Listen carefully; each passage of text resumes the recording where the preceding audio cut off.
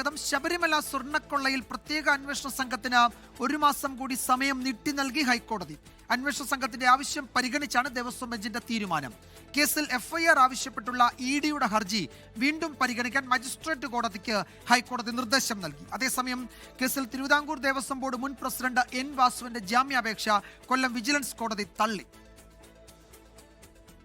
ശബരിമല സ്വർണ്ണക്കൊള്ള കേസിൽ 3ാമത്തെ അന്വേഷണ പുരോഗതി റിപ്പോർട്ടാണ് ഇന്ന് കോടതിയിൽ സമർപ്പിച്ചത്. അന്വേഷണം പൂർത്തിയായിട്ടില്ലെന്ന കാര്യവും SP S ശശിധരൻ കോടതിയെ അറിയിച്ചു. കേസിലെ 2 പ്രതികളെ ഇനിയും ചോദ്യം ചെയ്യാനുണ്ട്. തെളിവെടുപ്പും പൂർത്തിയാക്കണം.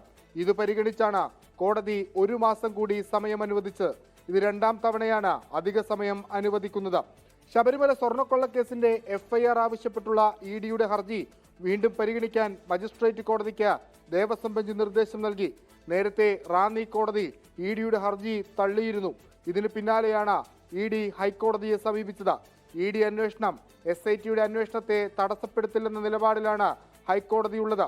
അതേസമയം കേസിൽ തിരുവിതാംകൂർ ദേവസ്വം ബോർഡ് മുൻ പ്രസിഡന്റ് N വാസുവിന്റെ ജാമ്യാപേക്ഷ തള്ളി. കൊല്ലം വിജിലൻസ് കോടതിയുടേതാണ് നടപടി. വിഷ്ണു സുരേഷ്, 24 കൊച്ചി. ലോകത്തെവിടെയായാലും ഏത് സമയത്തും 24 വാർത്തകളും ഓഗ്മെന്റഡ് റിയാലിറ്റി പാക്കേജുകളും എക്സ്പ്ലെയിനറുകളും വിശദമായി കാണാൻ ഞങ്ങളുടെ YouTube ചാനൽ നിങ്ങൾക്ക് സബ്സ്ക്രൈബ് ചെയ്യാം.